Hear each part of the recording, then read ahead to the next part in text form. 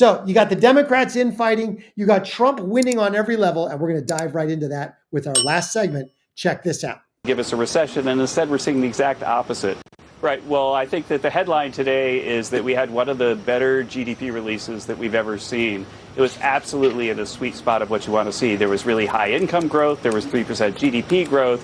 And inflation, core inflation, CPI dropped all the way down to 2.1%, which is just what the Fed's target is. And so all that's happening while we've got $170 billion flowing in tariff revenue, which everybody said was going to make inflation take off and give us a recession. And instead, we're seeing the exact opposite. And so it's a really beautiful day in economic data land. And I think financial markets need to understand that when you have supply side booms like we're creating under Trump's agenda, then that doesn't create inflation. It creates growth, but not inflation, because the more supply you have, the lower prices are. Absolutely true. 100%. So we've got fantastic economic news flowing out of the latest economic data reports. Trump is absolutely winning. His economy is absolutely rolling. It is chugging down the tracks, picking up steam. The only thing that is even slightly holding it back, like a rubber band right now, is Jerome Trader Powell, who will not lower interest rates. Now, we may have to wait 8 months for him to leave office, or if I was Trump, I would demand that Bondi indict him now on perjury. And as soon as the indictment is issued, I'd fire him. I'd fire his ass right away. Oh, you've been indicted? You're out. Gone. I now have cause to fire you, and you're gone. And as soon as they lower those rates, this economy is going to slingshot forward, because it is chugging forward with a big rubber band around it holding it back. And the minute we cut those rates, that rubber band is going to get snapped, and this train is going to go rocketing down the tracks. It's going to be amazing to watch. It's already amazing to watch. Compared to the Biden economy, which had stagnant growth, all based on foreign U.S. government jobs. There was no job growth outside of the U.S. government or outside of little part-time stuff for illegals. That economy was a train wreck with, at the highest point, 9.1% inflation. Now you've got Trump absolutely killing it. One more clip, and then we're going to get into the actual numbers. We've got a stronger than expected GDP number, 3% for the second quarter initial read.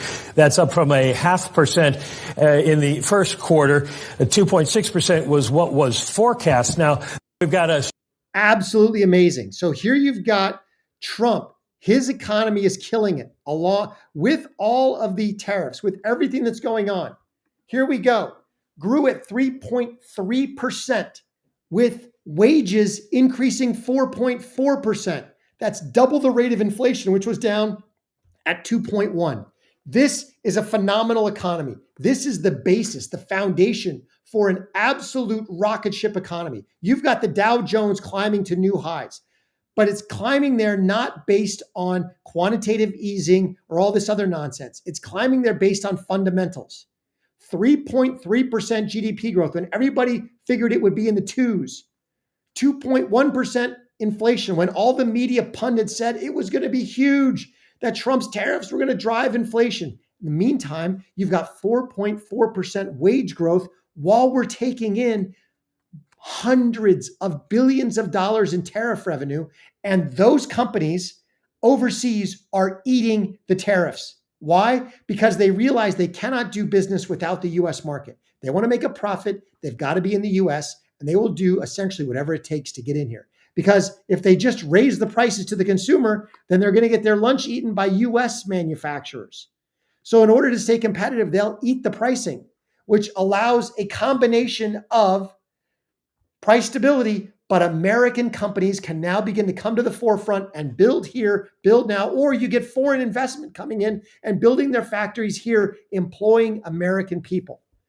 This is absolutely amazing stuff. Now, I've got two clips of Scott Jennings destroying CNN losers over the Trump economy. Trump is absolutely winning. This is really, really amazing stuff. The one thing, like I said, the one thing holding this economy back is the housing market, and that's being single-handedly destroyed, quote unquote, relatively by Powell and his idiotic fiscal policy. All right, let's go. Just like to go, but I'd like to build a DeLorean and go back to April when everybody here was predicting likely to cause a recession. Investment stops and a recession happens. They're not talking about a U.S. recession. They're talking about a global recession. What was happening in April, Lead to Scott? Recession. Eventually, there being a reception. Very cleverly, if he's chosen to pick I my just words, want to point out. I love Jennings. They were talking about a recession that turned into a reception. That's right, a big old party where everybody started coming to the table saying, okay, Trump, you win. We'll sign a trade deal. What do we need? Oh, you're going to pay us 15% tariffs. Open your markets to our companies at 0%. Oh, and you've got to invest in the U.S. Hundreds of billions of dollars. Japan, okay. Vietnam, okay. Cambodia, okay. Thailand, okay. The European Union, okay. They basically bent the knee. It's absolutely amazing. You called the recession.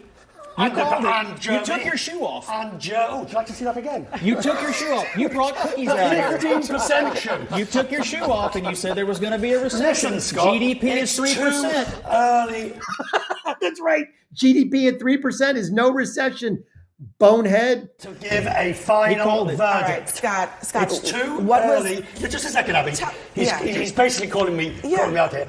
It's too early to give a final verdict on the tariffs. You may wish to, but at the moment, it can't be said what the long-term effect is going to be. I am just a journalist, and all I can Scott. do is read the economic data. It's a bit of a stretch. 3% Scott, GDP, Scott trade deals, record high in the stock market, Come on, these trade cooling deals, inflation. these trade deals. 3% GDP, record high stock market, 4.4% wage growth, record trade deals. Trump has secured $15 trillion in foreign investment into the U.S. To put that in perspective, the current global market cap of Silicon Valley, essentially take every company in Silicon Valley, all the big ones, that are publicly traded. Their market cap is $9 trillion. Trump has already gotten commitments to add 2 separate Silicon Valleys, maybe not technology, but manufacturing and everything else. 2 separate Silicon Valley economies being planted in the U.S. as we speak. Hold on a Garbage. second. It's actually much simpler. Garbage? Yes. Hold on a second. It's much simpler than this. Just one sec, because I think it's super important to understand. Scott, what was happening in April of this year, 2025? What was happening then? What did the president announce on that week, the first week of April? What did he announce? The president was implementing his Scott? Tariff agenda. And what were those tariff levels? And they were different for different countries. Okay, so every single person predicted calamity. Calamity. Scott, Abby is such an idiot. She's now going to try to get in Jennings' face and somehow make some kind of idiotic point when she has absolutely no clue. Scott Jennings has the receipts. Trump's economy is rolling. You can't skip steps here. And what were those tariff levels? They were different. He had a chart. Not just different. They were 2 to 3 times higher than the current tariff levels. Did those tariffs go? That's right. They were different for every country, and they were 2 to 3 times higher than the current tariff levels. That was the whole point. Abby. Donald Trump basically said, okay, you don't want to play ball with the United States? Fine. We are going to tariff you out of our market. You will not do business here because the tariffs will be so high. And the countries systematically said, oh no, that can't happen. What do we have to do? And now they're coming to the table in droves. And they are still signing up for tariffs, Abby, where there were none. We weren't charging European Union tariffs. Now they're getting charged 15% on everything, plus on strategic stuff like steel and other things, it's going to be 50%. And they're investing in the U.S. economy. And they're buying U.S. energy. And they're buying U.S. defense products to the tune of $2 trillion. That's what Trump is doing. Now check out Scott Jennings on a different occasion, had a similar argument with these complete buffoons at CNN. Check this out. Scott offered one explanation for the highs in the stock market. There are other explanations. Here's one from Jason Furman, an economist. The macroeconomy is doing decently. He said, especially when it comes to tariffs, the market is now more confident that Trump will back off if necessary. He added, in April, I think the fear was that he would just plow ahead no matter what. Now there is a sense that there are realities that he won't try to blow past. Exactly. It's hard to argue, Scott, that that's not accurate when just this week, today, they're saying, oh, that 90-day deadline, we're just going to push it back out another 90 days. So the market's basically saying, oh, okay, they're just going to push it back. Well, whatever it takes to say Donald Trump is wrong, I guess that's what people will do. Well, no, even today. But genuinely, maybe you could argue that this is a negotiating tactic that is working fine. But the truth is, Trump is in fact backing down, and the markets have calmed because of that. Yeah, he's doing what he thinks he needs to do with individual situations. And look also what's happening with individual companies. We had reshoring announcements this week. General Electric in my home state of Kentucky decided to reshore a bunch of jobs. The CEO of General Electric said the current policy environment is why we're doing it. So they're bringing a whole bunch of jobs from overseas back to the United States. You have announcement after announcement after announcement on top of these great gains in the market.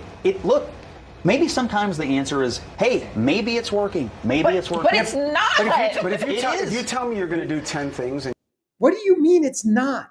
Who are these complete idiots? It's absolutely working. Just look at the economic data. you do one of them and you keep claiming victory and the other 9 are just what coming down the the economy are you unhappy about today? Go to me personally, because I could easily go into the what about the market? Bigger picture problem here. Well, wait a minute. The market. Hold on one second. Just on the market. Wait a minute.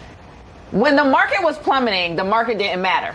But today the market is good, so now it matters. And this is the double talk we're talking about. It's like the reason why people are hesitant to be like, yes, this is good, Donald Trump, because y'all don't do it either. People are not being honest brokers on these things.